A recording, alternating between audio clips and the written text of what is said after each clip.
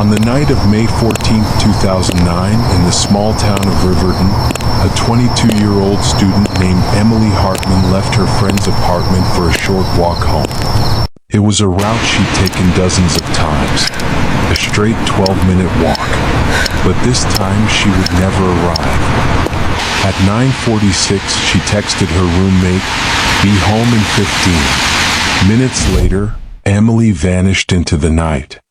Her phone went dead. Her car stayed parked in the driveway. For 8 long years, no one knew what happened, until divers searching the river made a chilling discovery. Was Emily's death a tragic accident? Or was there something far more sinister hidden beneath the surface? Stay with us until the very end, because this case takes a turn no one saw coming. And if you believe every mystery deserves answers, hit subscribe so you don't miss the next story. Emily Hartman wasn't the kind of person to simply disappear. Born and raised in Riverton, she was the youngest of 3 children. Her parents, Michael and Diane, described her as the glue of the family, the daughter who never forgot birthdays, who called home every Sunday night, who made her nieces laugh with silly songs. In college, Emily studied biology. Her dream was to become a wildlife researcher, maybe even work at a national park one day. Friends said she was the kind of student who balanced ambition with warmth. She tutored underclassmen, led late-night study sessions, and volunteered at the local animal shelter on weekends. She wasn't a partier, but she wasn't a recluse either. She loved quiet nights with friends, pizza and movies, long walks across campus in springtime. One of her professors later said, "Emily was the kind of student you never forget. She had that spark, curious, steady kind." That spring of 2009, Emily was weeks away from graduating. She had already been accepted into a summer internship at a research lab in Oregon. Life was about to open wide before her. But all of it ended on that single walk home. That Thursday evening began like so many others.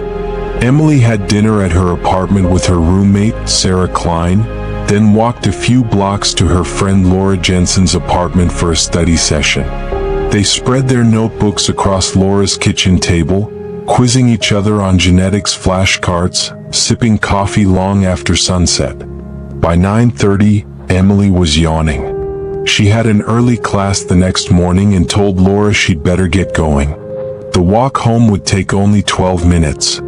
She packed her notes into her backpack, slung it over her shoulder, and stepped into the cool May night. At 9:46, just after leaving Laura's building, she sent that final text, "Be home in 15. Somewhere between Laura's apartment and her own, Emily disappeared. Later investigation pieced together fragments of her last known movements. A clerk at the Riverton market remembered seeing her pass the storefront window around 9:52. She looked calm, walking steadily, phone in her hand. That was the last confirmed sighting. When Sarah realized Emily hadn't come home by 10:30, she began to worry. She tried calling. No answer. She texted. No reply. By 11:15, she called Emily's parents. By midnight, Michael Hartman was on the phone with Riverton police. Officers searched the path Emily usually walked. Her scent, traced by a K9 unit, led across the Franklin Bridge, a narrow 2-lane crossing over the Riverton River. On the far side, the trail ended abruptly near the guardrail. There were no footprints in the dirt, no broken branches, no dropped belongings, just silence and the dark rush of water below. Police launched a full-scale search that night. Volunteers combed wooded lots. Helicopters swept the area with thermal imaging. Divers entered the river, their flashlights cutting through the murk. But nothing surfaced. No backpack, no phone, no sign of Emily. For her family, it was the beginning of years of agony. Michael Hartman later recalled, "It was like she vanished off the face of the earth. One minute she's walking home, the next minute she's gone. No one could make sense of it." Theories began immediately. Some believed Emily had been abducted. The stretch of Hillcrest Avenue was dimly lit, with deep shadows between the pools of light from the street lamps. Several residents recalled a dark sedan idling on the road earlier that week. Others thought it was an accident. The Franklin Bridge had narrow railings and a dangerous curve. Over the years, several cars had gone off the road there. Could Emily have slipped, fallen, and been pulled under by the river's strong current? The police leaned toward the accident theory, but with no evidence, no footprints on the muddy bank, no debris, no clothing, it was impossible to say. Days turned into weeks. The search expanded. Hundreds of volunteers scoured fields and riverbanks. Flyers with Emily's picture papered Riverton and surrounding towns. News crews covered the story, cameras panning across the Franklin Bridge as reporters asked the same question over and over. What happened to Emily Hartman? But by summer, the media interest faded, and the Hartmans were left in a limbo no family ever wants to endure. In the days after Emily's disappearance, Riverton transformed into something it had never been before, a town united by fear and determination.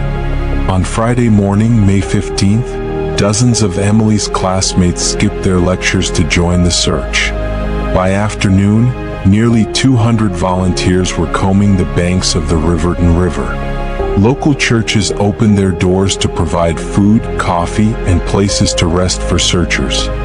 Flyers went up everywhere, taped to telephone poles, pinned to grocery store bulletin boards, even slipped under windshield wipers at gas stations. Each flyer bore the same picture: Emily smiling in her cap and gown at a family graduation party, auburn hair falling across her shoulders, bright eyes full of promise. The caption read, "Missing, Emily Hartman, age 22. Last seen May 14th, 9:46 p.m. If you know anything, call Riverton Police." The police set up a command post near the Franklin Bridge. From there, they coordinated foot patrols, dive teams, and mounted officers on horseback. Helicopters from the State Patrol flew overhead, their spotlights sweeping the riverbanks at night. Every lead, no matter how small, was followed. A fisherman thought he'd seen movement near the reeds. Officers searched for hours. Nothing. A driver reported a figure on the bridge rail. Investigators scoured the area. No trace. By the end of the first week, frustration set in. Not a single piece of physical evidence had been recovered. No backpack. No phone. Not even a shoe. It was as though the earth itself had swallowed her. Emily's parents, Michael and Diane, held a press conference on the courthouse steps. Flanked by her older brothers, they pleaded with the public. If someone has our daughter, please bring her home. Emily is loved. She is needed.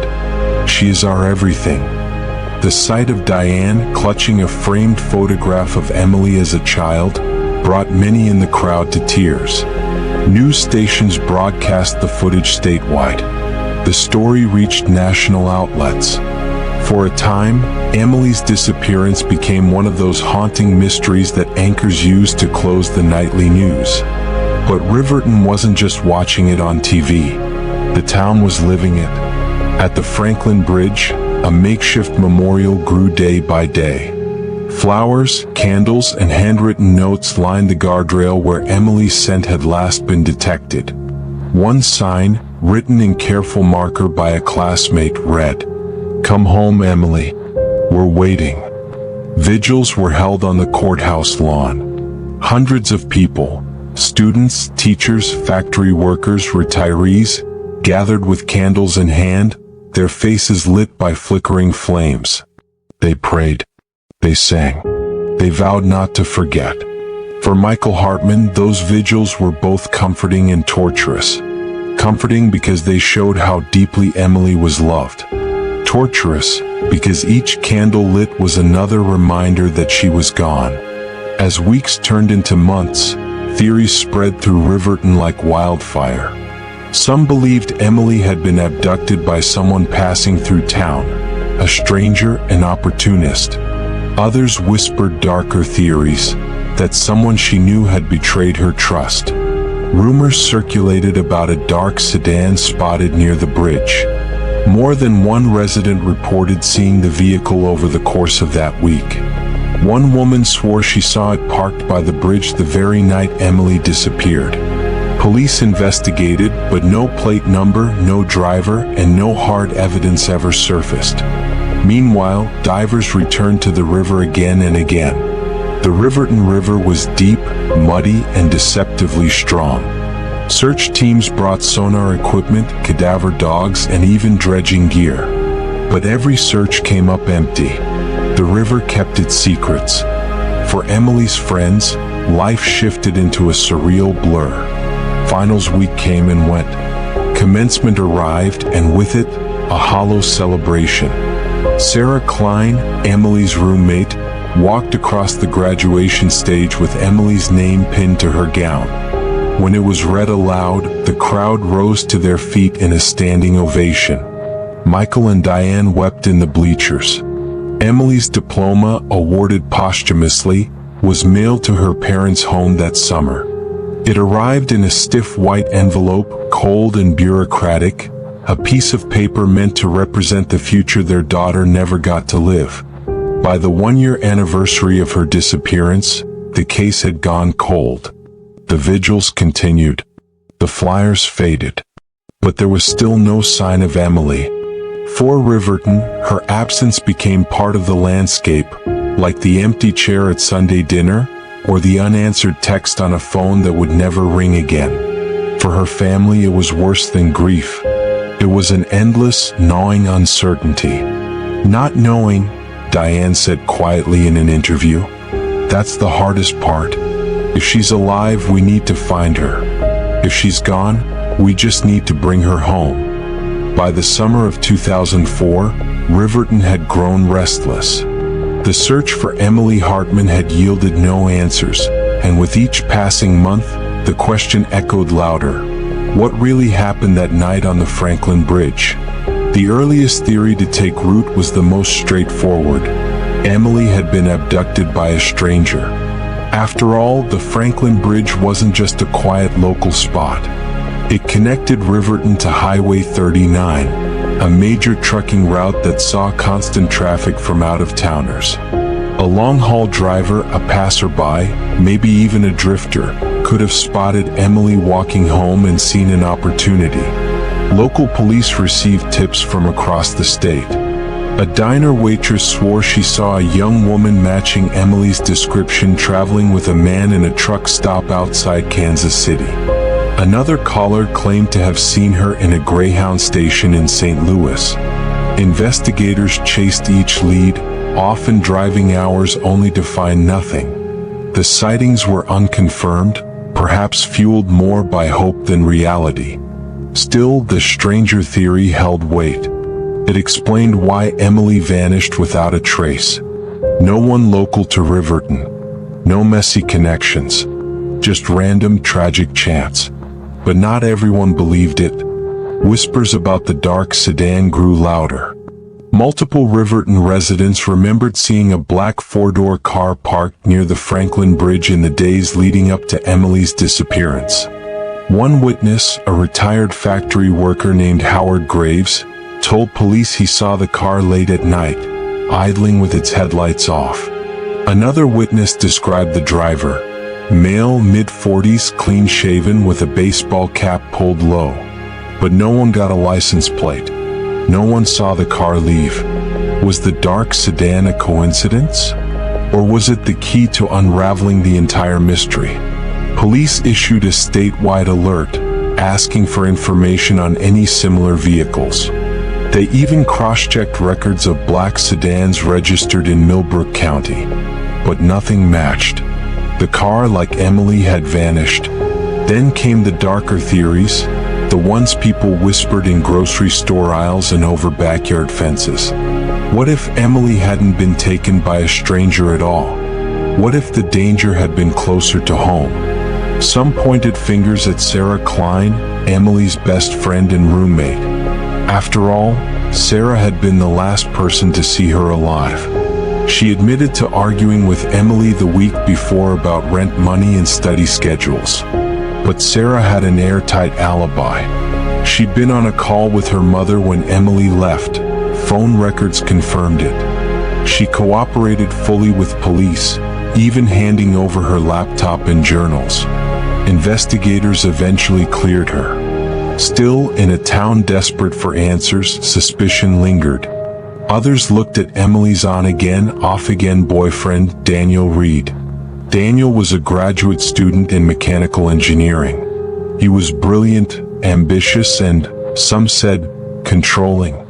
Friends recalled heated arguments between him and Emily in the campus library. Daniel denied any involvement. He claimed he was studying with colleagues the night Emily disappeared. His peers backed him up. Police searched his apartment and found nothing. But rumors are hard to kill. And in a place like Riverton, even cleared suspects lived under a cloud of doubt. There was one final theory.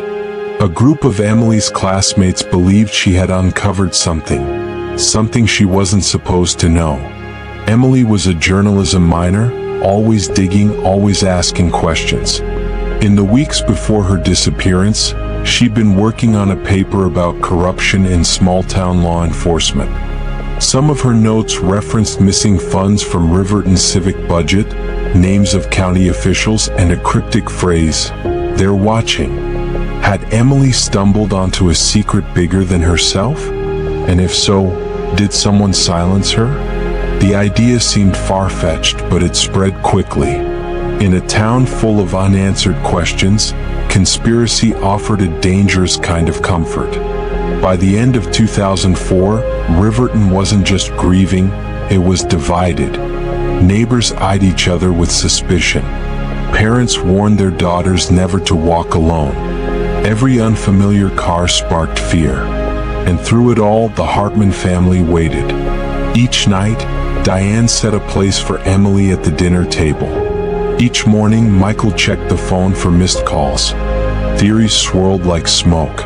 Some plausible, some outrageous. But none of them brought Emily home. Not yet. On shore, police tape went up. The county's recovery wrecker arrived with a long boom and a patient operator who had done this before. The crowd gathered, neighbors, passers-by, a few who whispered to each other that they had been at the very first vigil 8 years ago. The hook went down. The cable moaned. The river refused, then relented. Mud churned black. The boom groaned. The shape rose from the water like something the river wanted to keep.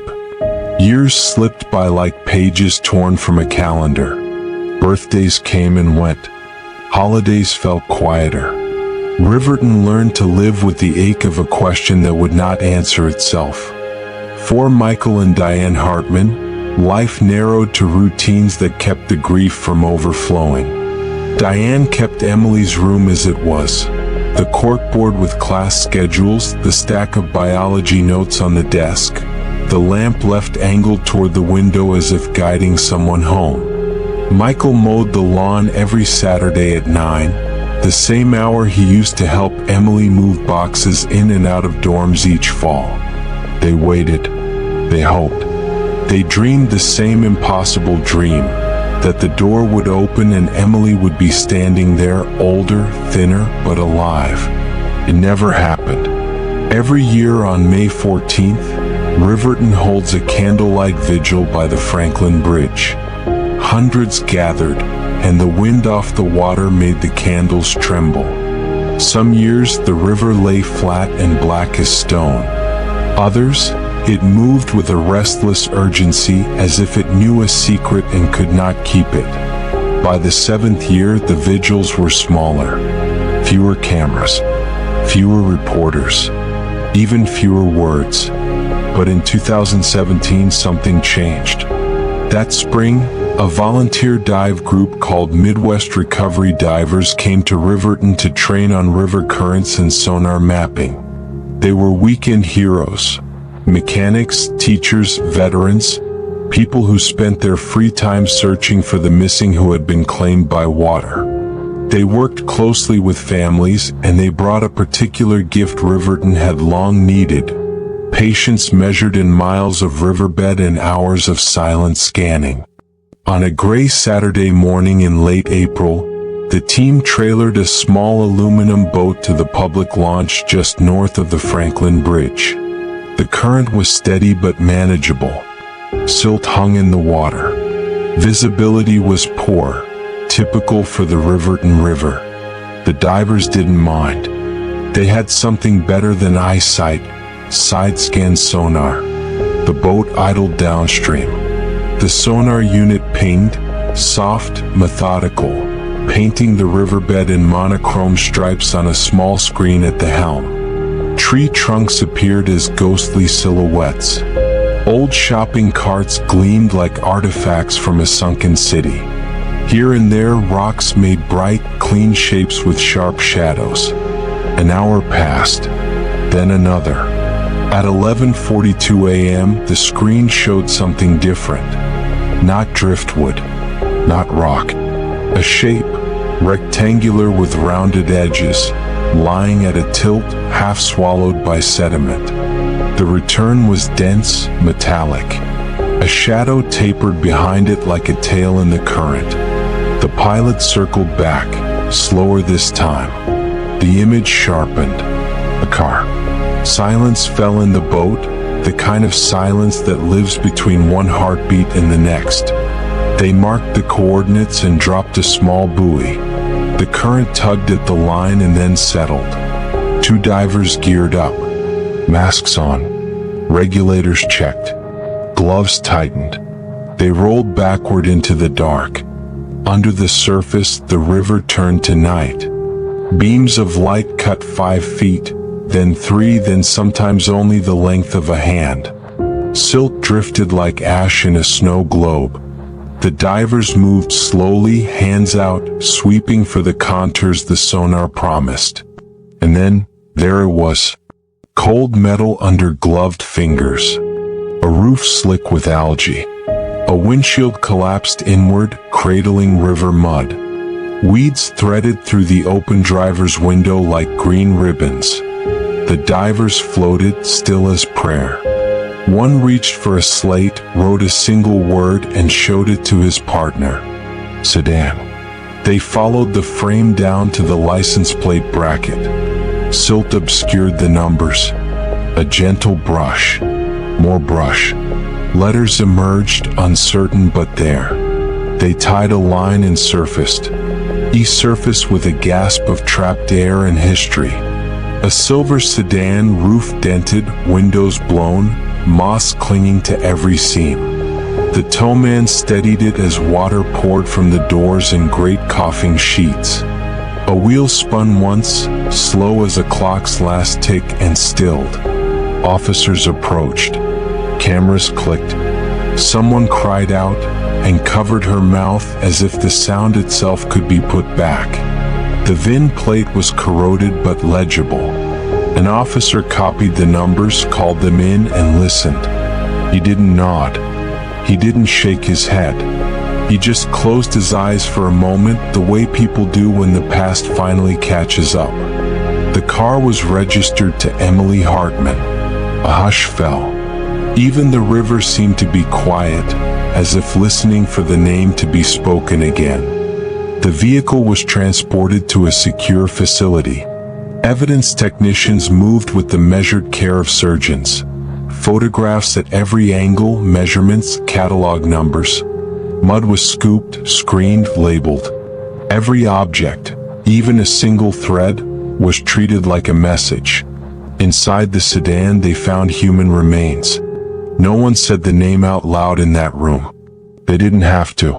Grief has its own vocabulary and everyone there spoke it fluently. Forensic analysis would make it official, but the family was notified that night. Michael Hartman answered the phone on the second ring. He listened. He set the phone down. He walked to Emily's room and sat on the edge of the bed he had kept made for 8 years. When Diane came to the doorway, he didn't speak. He simply held out his hand, and together they let the truth settle in like evening. The investigation turned to the question that had loomed since 2009. How? Accident reconstructionists studied the guardrail at the east approach to the Franklin Bridge. Older design, short posts, a weak termination that could fold like paper under the wrong angle. Skid marks from years of traffic scarred the asphalt. On rainy nights, that curve had a reputation. Slippery, deceptive, quick to punish a moment's distraction. They walked the approach at the exact hour of Emily's last text. The streetlights fell in islands of amber. Between them, shadow pooled deep. In one gap, the team stopped and looked toward the river. The drop-off was masked by brush. A car leaving the lane, if it jumped the low curb and struck the end of the guardrail just so, could be levered and spun, pitched nose first into black water.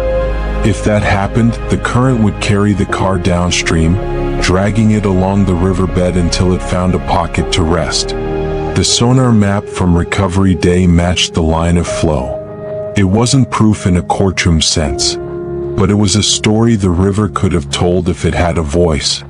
The coroner's office completed its work with the dignity these cases demand. Dental records and DNA confirmed what the Hartmans already knew in their bones. The remains were Emily's. Toxicology was limited by time and conditions, but nothing obvious suggested foul play. There were no defensive injuries that could be read through the years. The seatbelt was found unlatched. Whether it had been removed underwater or not used at all could not be determined. The airbags had likely deployed, then ruptured and rotted in the river's long embrace. The official conclusion was stark in its simplicity. Accident. A loss measured not in conspiracy but in seconds. A turn, a slip, a guardrail that failed to keep a promise. News of the discovery spread quickly. Some called it closure. The Hartmans did not use that word.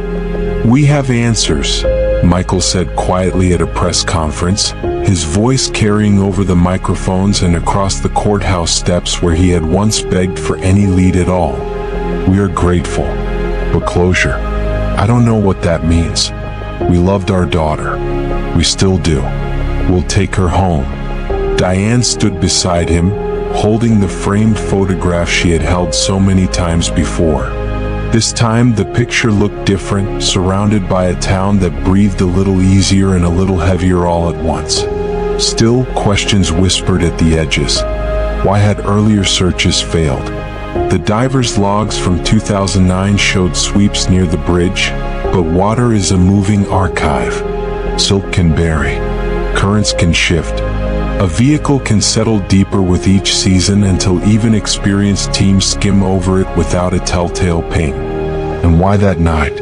Investigators mapped weather records. Light rain just before 10 p.m., temperatures falling. The road would have been slick, the shadows deeper. A text at 9:46, "Be home in 15. A step into darkness. A river that takes and keeps. Sometimes the truth is not tangled. It is devastating in how straight it runs." In Riverton, people drove the bridge slower. The county commissioned a safety review and within months, installed new guardrails, modern design, longer posts, stronger end treatments that flared and cradled instead of spearing. Warning signs went up ahead of the bend. Reflective markers multiplied like stars. The memorial at the bridge changed too. Fresh flowers, new candles, notes that said not just "come home," but also "welcome home." Sarah Klein, Emily's roommate, stood there one evening and laid a white lily on the rail. She whispered something only the river heard and walked away without looking back, as if refusing to let the water hold two more things: her gaze and her grief. Emily's funeral took place on a bright Saturday in June. The church overflowed. Friends spoke of study nights and small kindnesses. Professors spoke of promise.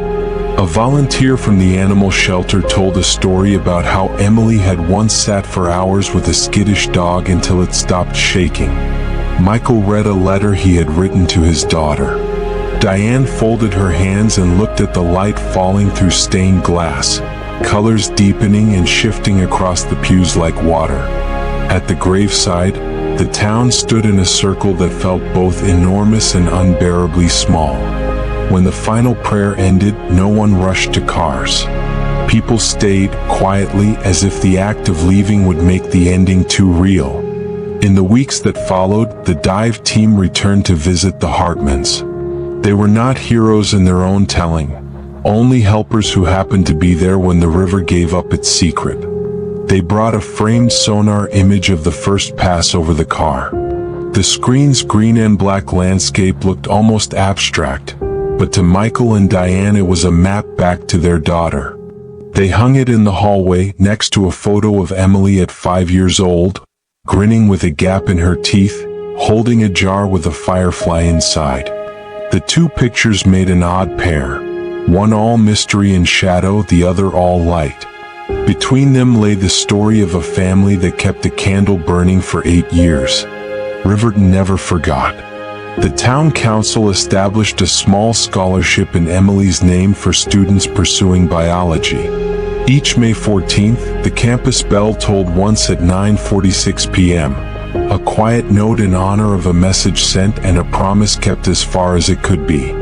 As for the theories that had once divided neighbors and kept people awake at night, they settled like silt after a storm. Some still wondered, as people do, whether there was a detail missed, a witness who stayed silent, a moment that could have changed the ending. But most accepted what the evidence said, that on an ordinary night, on an ordinary walk, something went terribly, ordinarily wrong, and that the river, in its own time, returned what it had taken. For 8 long years, Riverton carried a wound that never closed. The discovery of Emily's car, and the confirmation of what had always been feared, changed everything. But it didn't erase the pain. In the weeks that followed the funeral, the Hartman home filled with casseroles, cards, and condolences. Friends stopped by to talk, neighbors left flowers at the porch, and letters arrived from strangers across the country who had followed the case for years. Some shared their own stories of loss, others simply wrote, "You are not alone." Michael and Diane read every one. They cried over some, smiled at others. And then, in the quiet hours when the house was empty again, the silence returned. Because grief doesn't leave when the casseroles run out. Riverton was not the same town it had been in 2009. The Franklin Bridge stood taller now, safer with its reinforced guardrails and warning lights. But people drove slower across it even when they didn't need to. Some rolled down their windows just for a moment, whispering a prayer or a promise as they passed the place where Emily's life had ended. At Riverton University, professors spoke her name to new classes of students. In biology lectures, some quietly pointed to the scholarship fund created in her memory. Each spring, one student was chosen, a biology major with Emily's determination, her curiosity, her spark. And at every graduation, when the bell tolled, a pause came over the campus. Students stood still, hands at their sides, and thought about the young woman who had walked the same halls, who had made the same plans, and who had never made it home. For the Hartmans, closure was too simple a word. What they had was truth.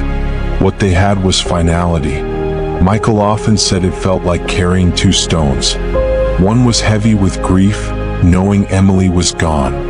The other was lighter, carrying the knowledge that she hadn't been forgotten in a river's silence, that her story had been found and told. Diane took comfort in her garden. She planted lilies in Emily's favorite color, white, and each year when they bloomed, she told herself it was her daughter smiling back. The house remained filled with reminders. A graduation photo in the hallway. A dog-eared copy of her favorite novel on the shelf. Her diploma, framed, hanging quietly in the study. They were tokens not of loss, but of a life that had mattered. For Riverton, Emily's story became more than a tragedy. It became a reminder that sometimes answers hide for years in silence. That sometimes what we call mystery is simply patience waiting to be rewarded. And that love, stubborn, relentless love, can keep a light burning long enough for the truth to find its way home. So what do we make of Emily Hartman's story? That an ordinary walk on an ordinary night ended in an extraordinary mystery. That the river, for all its silence, eventually gave her back.